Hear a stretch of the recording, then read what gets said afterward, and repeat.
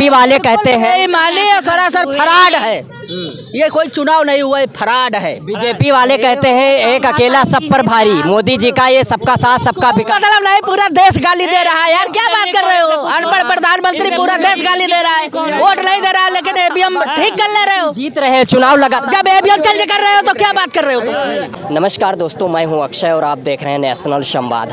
हाल ही में अभी जो चुनावी 5 राज्यों के चुनावी नतीजे आए वो काफ़ी विमर्श में है, इस समय चर्चा में है। और चर्चा में इसलिए है, खासकर मध्य प्रदेश की बात की जाए तो छत्तीसगढ़, मध्य प्रदेश और राजस्थान में कांग्रेस हार गई। लेकिन जो मध्य प्रदेश का चुनाव कांग्रेस हारी वो एक नए विमर्श पर लाकर खड़ा कर दी है। इसलिए नए विमर्श पर लाकर खड़ा कर दी है क्योंकि उत्तर प्रदेश के बड़े नेता हैं अखिलेश यादव, जो कि समाजवादी पार्टी के राष्ट्रीय अध्यक्ष हैं, और वो मध्य प्रदेश में प्रत्याशी उतारे थे और वहाँ पर चुनाव लड़ाए, लेकिन वहाँ कांग्रेस हार गई।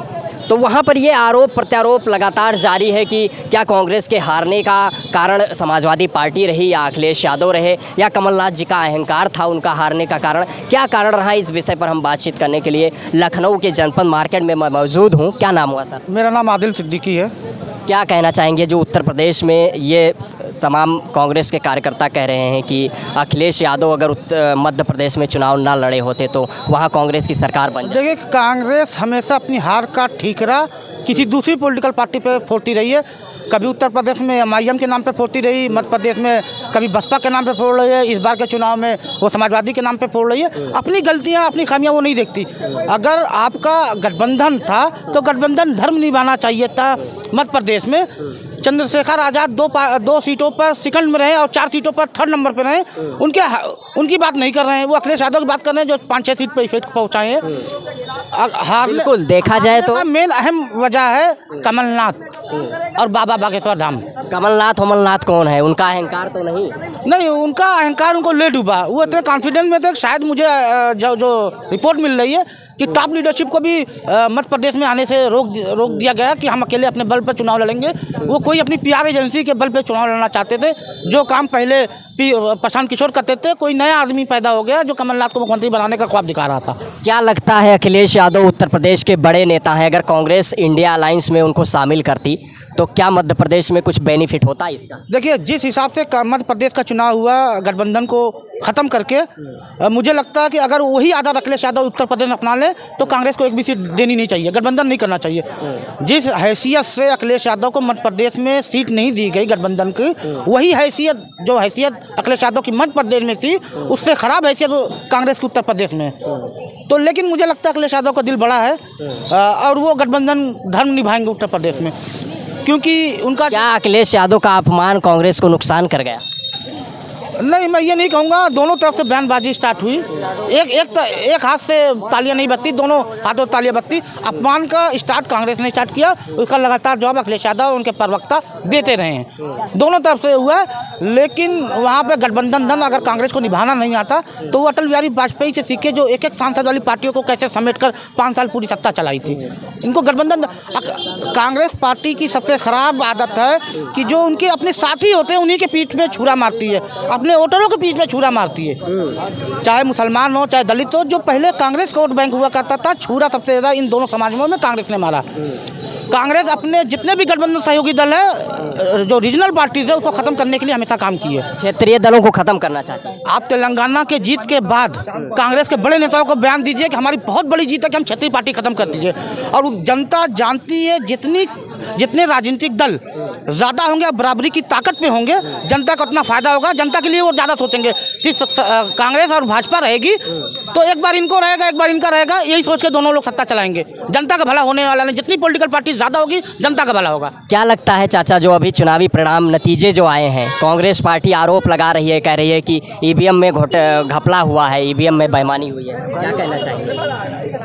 ईवीएम का तो मैं इतना नहीं जानता हूँ। बाकी देख लीजिए आप, कहीं भी कोई हार तो हम नहीं मानेंगे। अगर आप वोट परसेंटेज देखो तो हमारा बड़ा है। मैं कांग्रेस, सीटों का अंतर बहुत ज़्यादा है। मैं कांग्रेस नहीं, मैं कांग्रेस का कार्यकर्ता हूँ। 9 लाख कम नहीं होता, हम उनसे बढ़कर आए हैं। सीटों में तब्दील नहीं हुआ, ये इसमें थोड़ा सा ज़रूर हमको दुख है। बाकी देखिए, चुनाव है, हार जीत तो लगी रहती है, मगर ये कहना भाजपा वालों का, ये इनके कार्यकर्ता भक्तों का ये कहना कि देखा पनौती कहने का असर देख लिया कि हमने तो मोदी जो है कांग्रेस पर पनौती बन के छा गया। तो मैं ये सोचता हूँ कि अगर राहुल गांधी ने मोदी को पनौती कहा था तो क्या गलत कहा था। 9.5 साल से देश के ऊपर शिक्षा, रोजगार, स्वास्थ्य, नौकरियां, सुरक्षा, इस पर पनौती बन के बैठा हुआ है। एक मिनट चंद्र में आदि खत्म हो रहा है, चंद्रयान 2 पे पनौती, खेल पे पनौती। तो कहीं ना कहीं अगर राहुल गांधी ने पनौती कहा है तो गलत क्या कहा है, जब खुद ये अपने मोदी को पनौती कहते हैं कि देखा पनौती कहने का असर, कांग्रेस पे पनौती बन गया। तो ये टिप्पणी बंद करे। ये लोग खुद पनौती कहते हैं अपने ही प्रधानमंत्री को, तो राहुल कहता है तो उससे चिढ़ते क्यों हैं। रही बात हार जीत की, तो 2 हम पहले जीते थे, 1 हम अभी जीते हैं, 3 ये अभी जीते हैं। हम 3-3 पर बराबरी पे चल रहे हैं। और ये बराबरी का जो समीकरण है उसको देखते हुए आप ये देखिए कि कहीं भी गठबंधन भी कमज़ोर नहीं हुआ है। लोगों ने ये कहना शुरू कर दिया कि सपा गठबंधन से अलग हो गया। अभी आप ऐसे कैसे तय कर लेंगे, ये अभी बहुत दूर की कौड़ी है। आने दीजिए, डेटे निकलने दीजिए, फिर हम जवाब भी देंगे कि इस पर कौन कहता है कि गठबंधन कमज़ोर है। अगर मान भी लिया जाए सपा से हमारा अगर कोई अलायंस नहीं बैठता है तो हम 26 का दल है, ठीक है, 26 का गठबंधन है, एक पार्टी नहीं सही। अगर उनको अहंकार है तो उन्होंने वो देख भी लिया मध्य प्रदेश में लड़के चुनाव और ही आधा % भी वोट नहीं मिला अखिलेश यादव को, और कहीं ना कहीं कांग्रेस का समीकरण निकाल के उनको हराने का काम जरूर किया है।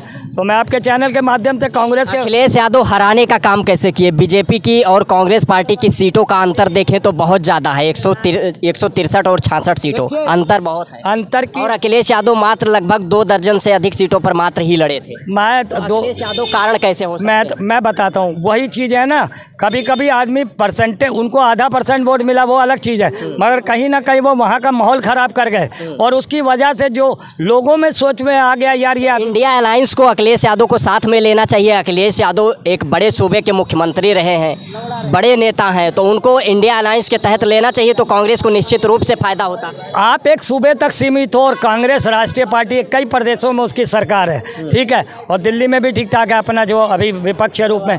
तो कहीं ना कहीं, एक मिनट भाई साहब, एक मिनट, तो कहीं ना कहीं, 1 मिनट रुक जाइए भैया, बात तो कंप्लीट।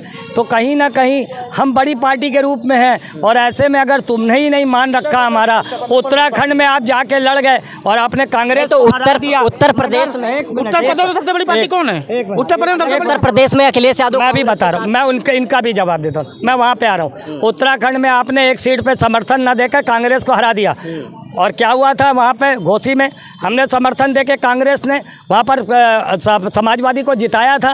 तो अंदर घात तो इनकी आदत उसी वक्त से बन चुकी थी। ये हमें सतर्क रहना चाहिए था कि हमें इनसे गठबंधन शुरू में ही वहीं पे कह देना चाहिए ना हमारा आपका विधानसभा में, 1 मिनट कंप्लीट तो नहीं ना, हम विधानसभा में गठबंधन करेंगे हम ना लोकसभा में करेंगे। मगर अगर ऐसी स्थितियाँ आई, अब इन्होंने कहा कि उत्तर प्रदेश में किसका गठबंधन बड़ा, कि कौन सी सरकार बड़ी है, तो आई एक्सेप्ट की और मैं मानता हूँ कि यहाँ पर अखिलेश की सरकार बड़ी है, मगर यहाँ मैं उत्तर प्रदेश की परफेक्ट में बात ही नहीं कर रहा हूँ, वो लोकसभा का है। अभी विधानसभा यहाँ चुनाव 27 में। मेरे कहने का मतलब है कि मध्य प्रदेश में आप जो इंटर किए हैं और जो नुकसान पहुँचाने का काम किया है, तो अब आप किस उम्मीद से, समाजवादी पार्टी किस उम्मीद से, अब कांग्रेस से ये उम्मीद रखेगी कि सीटें के बंटवारे में हम आपका ध्यान रखें? हम तो कहते हैं आप पूरी 80 सीटों पे लड़ो, मगर हम 1 सीट भी नहीं देंगे, हम आपके साथ गठबंधन नहीं करेंगे। क्या कहना चाहिए? गठबंधन की जैसे कांग्रेस के नेता कह रहे हैं, अखिलेश यादव को दोष दे रहे हैं, लेकिन कांग्रेस गठबंधन को लीड कर रही थी, उसके सारे घटक दल इस समय कांग्रेस के खिलाफ बयानबाजी कर रहे हैं। ममता बनर्जी, नीतीश कुमार, अखिलेश यादव, सब गलत नहीं हो सकते, गलत सब नहीं हो सकते। कांग्रेस के अंदर कुछ ना कुछ खामियां हैं, उसको खामियों को दूर करना पड़ेगा गठबंधन दम निभाने के लिए। किसी के अंदर कोई खामियां नहीं है, ठीक है, जब तक ईवीएम है कोई माइक ला नहीं सकता है। ईवीएम हटा के चुनाव करवा लो, उसके बाद देखो सत्ता परिवर्तन हो जाएगा, लेकिन जब तक ईवीएम है तब तक कोई पार्टी आ नहीं सकती। मैं बता रहा हूँ तेलंगाना में तो कांग्रेस जीत गई, तो वहाँ ईवीएम नहीं। अरे यार, तो ईवीएम बंद करो ना, आप ईवीएम खत्म करो, साले को जीत गई या हार गई, जब सब पार्टियों का आरोप है तो ईवीएम बंद करवाओ, चुनाव करवाओ, अपने आप पता चल जाएगा कौन औकात। जनता से चुनाव करा लेना चाहिए, ईवीएम पे हो कि ना हो, इस पे चुनाव करा लेना चाहिए जनता से। जनता से को चुनाव करा लो। अब तो कहते हैं 4 राज्य 5 राज्य का निरस्त करके ईवीएम जो है बैलेट पेपर से चुनाव होना चाहिए। बीजेपी वाले कहते हैं मानिए सरासर फराड है। ये कोई चुनाव नहीं हुआ, फ्रॉड है। बीजेपी वाले कहते हैं एक अकेला सब पर भारी, मोदी जी का ये सबका साथ सबका विकास। मतलब नहीं, पूरा देश गाली दे रहा है यार, क्या बात कर रहे हो? अनपढ़ प्रधानमंत्री पूरा देश गाली दे रहा है, वोट नहीं दे रहा है, लेकिन ईवीएम ठीक कर ले रहे हो। जीत रहे हैं चुनाव लगातार, जब ईवीएम चेंज कर रहे हो तो क्या बात कर रहे हो? भैया जब ये लोग घोसी जीत जाएंगे, कर्नाटक जीत जाएंगे, हिमाचल जीत जाएंगे, तब ईवीएम ठीक है। अब यहाँ की जनता, मध्य प्रदेश, राजस्थान, छत्तीसगढ़ की जनता जब उनको नकार दिया, तो अब जनता को नकार रही, इसीलिए जनता इनको नकार रही। हर एक देश में, हर प्रदेश में चले जाएंगे जो जनता को झूठा बता रहे हैं। जनता को चूतिया बनाने वाला आदमी नहीं रह पाएगा, समझ गो। और रही बात, लेकिन अगर सारे विपक्षी दल, चाहे कांग्रेस हो, बहुजन समाज पार्टी हो, समाजवादी पार्टी हो, सारी पार्टियां अगर ये मांग कर रही हैं, चाहे अमेरिका हो, जापान हो, वहाँ पर ईवीएम से तो चुनाव होता नहीं है। यदि बैलेट पेपर से चुनाव का मांग हो रहा है, निष्पक्षता पे प्रश्न चिन्ह लग रहा है, तो अगर बीजेपी को लगता है कि जनाधार हमारे पास है, तो बैलेट पेपर से चुनाव करा लेना चाहिए, मान लेना चाहिए। जनाधार ईवीएम लाने में भी तो लोगों की वो राय ली गई थी। अब अगर यही बात है, सारे सब लोग पहले जनाधार के लोक भवन बनवाओ, अब लोक भवन गिरवा दियो जा करके। अब पहले लघु वन बन, लोकतंत्र में लोक भावनाओं का, हाँ, लोक भावनाओं का सम्मान होता है। जब भैया सब एक ही जगह पे कैसे भैया पार्टियां मांग कर रही हैं बैलेट से हो जाए, तो बीजेपी को क्यों दिक्कत तो होगी? जब करेंगे वो भी करेंगे। बीजेपी खत्म हो जाएगी बैलेट, जिस दिन बैलेट पेपर हटा। जैसे पता था कि रावण के नाभि में जान है, वैसे भारतीय जनता पार्टी के ईवीएम में जान है। ईवीएम हटाओ, अपने आप भाजपा हटाओ, ईवीएम हटवा के देख लो।